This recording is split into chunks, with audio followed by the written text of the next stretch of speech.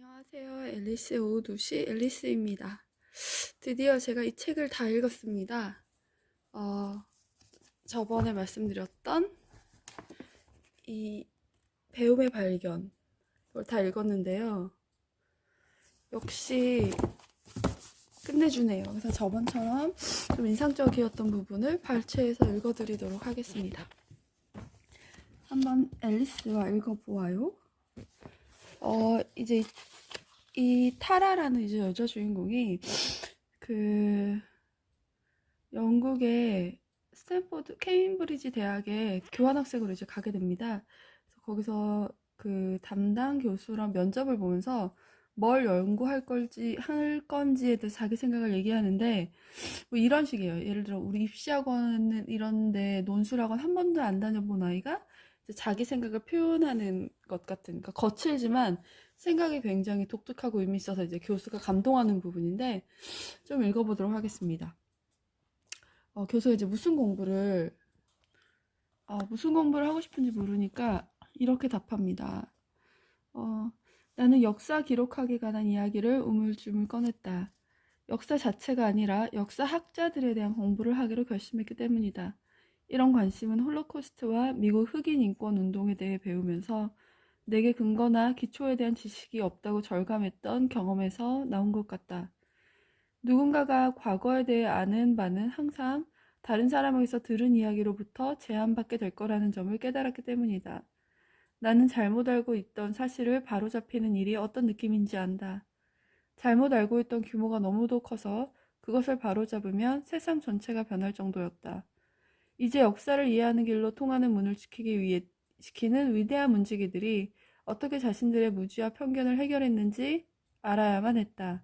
나는 그들의 저술이 절대적인 것이 아니라 각자의 주관적 편견이 가미된 주장들을 서로 교환하고 개선해 나가는 과정이라는 것을 받아들이고 나면 내가 배운 역사가 대부분의 사람들이 배운 역사와 다르다는 사실도 받아들일 수 있을 것 같았다.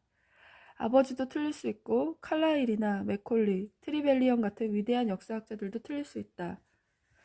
그들의 논쟁이 불을 지핀 후 남은 재로부터 내가 살 수 있는 세상을 세울 수 있을지도 몰랐다. 내가 발을 디딘 땅이 아니라는 사실을 알면 거기에 설 수 있을 것 같았다. 이렇게 이제 자신의 계획을 이야기합니다. 그러면서 책에 대한 얘기를 하는데요. 그동안은 이제 성경만 읽고 나머지 책들은 모두 사탄의 책이라고 해서 읽지 않았었는데 이제 연구를 하면 그 태도를 바꿔야 되잖아요. 그래서 자기 이제 바꾸는 그 과정, 책에 대한 태도를 바꾸는 이야기입니다. 아버지로부터 나는 책들을 섬기거나 피해야 한다는 것들이라고, 책들은 섬기거나 피해야 하는 것들이라고 배웠다. 주님의 책, 모르몬 선지자들 혹은 미국 건국의 아버지들이 집필한 책들은 연구 대상이라기보다 공경과 사랑의 대상이었다. 메디슨 같은 사람이 쓴 책들이 거푸집이라면 내 생각은 회반죽처럼 그 흠잡을 데 없이 완벽한 거푸집에 부어서 그 형태를 그대로 벗겨내야 마땅했다. 그들의 책은 어떻게 스스로 생각하는지를 배우기 위해서가 아니라 무엇을 생각할지를 배우기 위해서 읽었다. 주님의 책이 아닌 책들은 금지 품목이었다. 그 책들은 위험하고 그 교활함이 너무도 강력하고 물리칠 수 없이 유혹적이기 때문이다. 에세이를 쓰기 위해서 그 책들을 다른 방식으로 읽어야만 했다. 두려움이나 숭배를 마음속에 배제해야만 했던 것이다. 버크는 영국 왕정을 옹호한 사람이었기 때문에 이런 식으로 이제 책에 대한 태도를 바꾸고 연구를 시작하게 됩니다. 그리고 연구를 하면서 자신이 가지게 되는 의문이나 질문 그런 것들이 있잖아요. 근데 그건 어렸을 적부터 집에서 배워왔던 그 여성다움에서 벗어나는 것인 거예요. 이 타라한테는. 그래서 그것 사이에서 이제 갈등하는 자신에 대한 이야기입니다. 또 나는 다시 인터넷을 검색한 다음 서가로 돌아가서 제2의 물결에 관한 책들을 반환하고 제1의 물결 이전의 책들을 찾았다. 메리 울스턴크 레프트와 존 스튜어트 밀의 자서전들이었다. 나는 오후 내내 그리고 저녁까지 그 책들을 읽었고 처음으로 어릴 적부터 느껴왔던 불편함을 말로 표현할 수 있는 어휘들을 쌓아갔다. 이 부분이 굉장히 인상적이었어요. 이게 책이 에듀케이티즈잖아요. 교육을 받는다는 것이 자신이 그 가정 환경에 있었을 때는 말하지 못했던 어휘가 없어서 말하지 못했던 것들을 교육을 받음으로써 그 자신의 상황을 설명할 수 있는 어휘들을 배워간다는 게 되게 인상적이었습니다. 계속해서 읽어보면 리처드 오빠는 남자, 나는 여자라는 사실을 처음 이해한 순간부터 오빠의 미래와 나의 미래를 바꾸고 싶었다. 나의 미래는 어머니, 오빠의 미래는 아버지였다. 두 단어는 비슷하게 들리지만 전혀 비슷하지 않았다.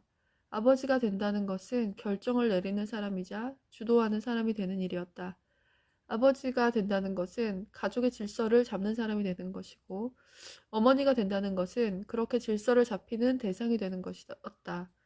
나는 나의 갈망이 부자연스럽다는 것을 알고 있었다. 그 지식, 그리고 나 자신에 관한 수많은 지식들은 내가 아는 사람들, 내가 사랑하는 사람들의 목소리를 통해 내 머리에 심어진 것들이었다. 그 목소리들은 때로는 속삭이고, 때로는 질문을 던지며, 때로는 염려를 하며 평생 나를 따라다녔다. 그 목소리는 내가 옳지 않다고 속삭였다. 내 꿈은 왜곡된 것이라고. 목소리는 여러 사람의 것이었고 다양한 말투로 나타났다. 어떨 때는 아버지의 목소리였지만 나 자신의 목소리인 경우가 더 많았다. 그 처음에는 케임브리지에 와서 자기가 이곳에 너무 어울리지 않는 사람이라고 생각하면서, 왜냐면 옷도 그렇고 문화도 그렇고 뭔가 되게 열등감이 쌓여 있었는데 어느 순간 이제 거기에서 벗어나게 되는 겁니다. 자기 얘기를 한 번도 안 했다가 이제 이렇게 되는 거예요. 나는 가난했고 무지했었다고 이야기했다. 그런 이야기를 하면서도 나는 한치의 수치심도 느끼지 않았다. 그리고 그제야 수치심의 뿌리가 어디였는지 깨달았다. 네가 대리석으로 지어진 콘세바르토리에서 공부하지 않았고 아버지가 외교관이 아니어서 수치스러운 것이 아니었다. 아버지가 반쯤 정신 나간 사람이고 엄마가 그런 아버지에게 순종하는 사람이어서 수치스러운 것이 아니었다. 내 수치심은 철컥철컥 돌아가는 전단기의 칼날로부터 나를 밀어내는 대신 오히려 그쪽으로 나를 밀어 넣는 아버지를 가졌다는 사실에서 나온 것이었다. 내 수치심은 내가 바닥에 엎드려 목을 눌리고 있는데도 바로 옆방에서 엄마가 눈과 귀를 막고 그 순간 내 엄마가 내 엄마가 되는 것을 포기했다는 사실에서 나온 것이었다. 이렇게 이제 자신의 수치심의 원인을 찾게 됩니다. 그리고 아빠 못지않게 그 쇼 오빠가 굉장히 폭력적이었잖아요. 이 아이의 머리채를 끌어당겨서 화장실 변기물에 쳐박거나 하여튼 그런 식의 폭력이어서 이 타라는 그래도 오빠가 나중에 웃고 사과를 하면 이제 그 폭력을 없었던 일로 자꾸 기억을 왜곡하는 그런 습관이 있었는데, 한 번은 오빠가 칼을 얘 손에 쥐어주는 거예요. 피가 묻은 칼. 근데 알고 봤더니 오빠의 폭력을 부모님한테 얘기한 것에 대해서 오빠가 화가 나서 걔를 찔러 죽이고 그 피 묻은 칼을 얘 손에 딱 얹으면서 이제 협박을 하는 그런 얘기가 있었거든요. 근데 그때 가족이 오빠를 혼내는 것이 아니라 다 얘한테 기억이 잘못됐다고 얘기를 하는 거예요. 그 부분인데요. 그래서 이제 오빠는 이제 너랑 이제 저를 이제 가족을 끊겠다, 가족을 끊겠다 이렇게 얘기를 하는 거예요. 그래서 읽어보면 오빠와 모종의 관계를 형성해보지 않은 지가 몇 년이나 흘렀지만 그 관계를 읽고 나니 비록 몇 달 동안 예상해온 일이지만 그 충격으로 나는 멍해졌다. 부모님은 오빠가 그렇게 나와 관계 단절을 선언한 것은 정당했다고 말했다. 아버지는 내가 히스테리에 빠졌고 내 기억을 믿을 수 없는 게 분명한데도 생각 없이 오빠를 비난했다고 말했다. 엄마는 진짜 위험한 것은 내 분노라고 하면서 쇼온 오빠는 자기 가족을 지킬 권리가 있다고 했다. 그날 밤 네 분노는, 엄마는 전화로 쇼온 오빠가 디에고가 그 게이입니다. 디에고를 죽인 그날 밤 이야기를 하면서 이렇게 말했다.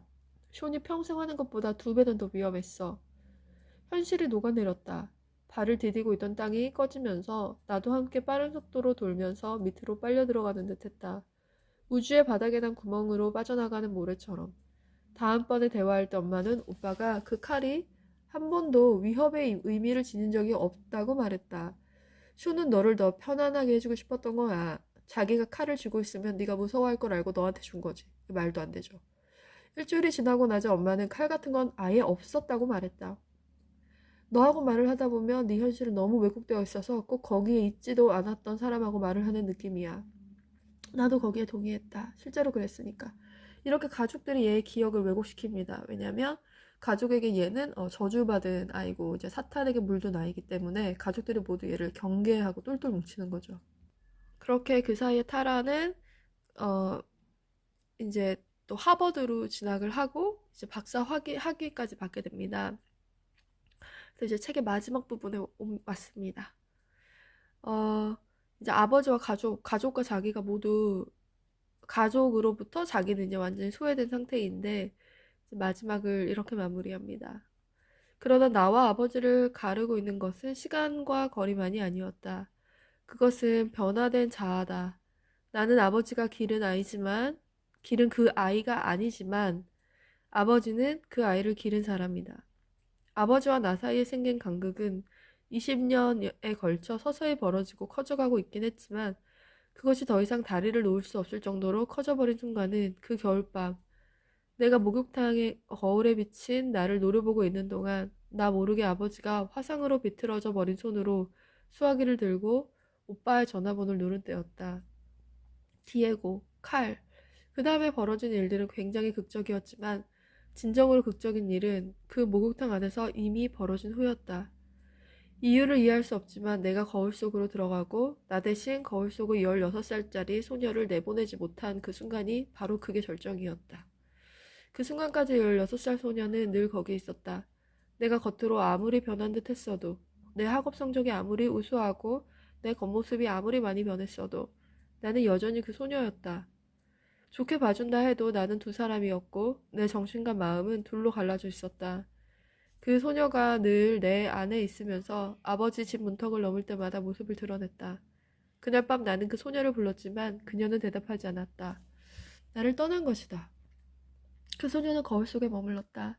그 이후 내가 내린 결정들은 그 소녀는 내리지 않을 결정들이었다. 그것은 변화한 사람, 새로운 자아가 내린 결정들이었다. 이 자아는 여러 이름으로 불릴 수 있을 것이다. 변신, 탈바꿈, 허위, 배신. 나는 그것을 교육이라 부른다. 이렇게 책이 끝납니다.